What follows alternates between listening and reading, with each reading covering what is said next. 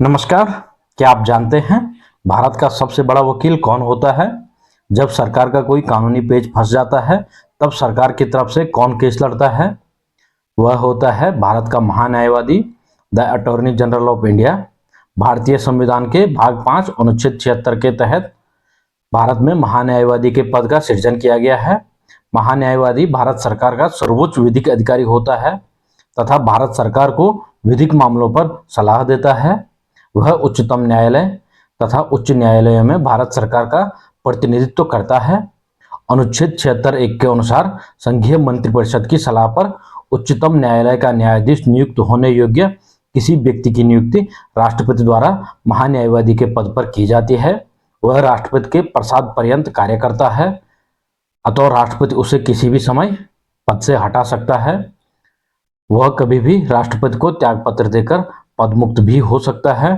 साथ ही यह भी परंपरा रही है कि जब सरकार बदलती है तो महान्यायवादी को त्यागपत्र देना होता है, क्योंकि उसकी नियुक्ति सरकार की सिफारिश से ही की जाती है।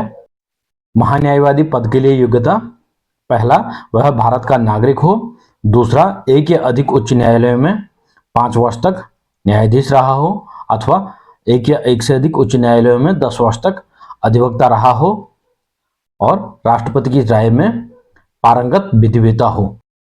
महान्यायवादी के अधिकार एवं कर्तव्य: अनुच्छेद 76(2) के अनुसार महान्यायवादी राष्ट्रपति द्वारा निर्देशित विषयों पर भारत सरकार को विधिक सलाह देगा।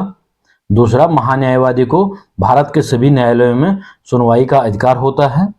अनुच्छेद 88 के तहत महान्यायवादी संसद के दोनों सदनों की कार्यवाही में भाग ले सकता है तथा विचार व्यक्त कर सकता है, किंतु मतदान नहीं कर सकता।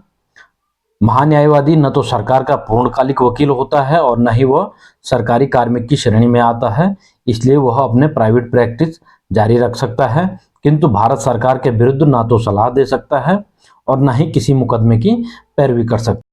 तो अनुच्छेद 76 याद रखिएगा, यहाँ से परीक्षा में सीधा प्रश्न पूछा जाता है।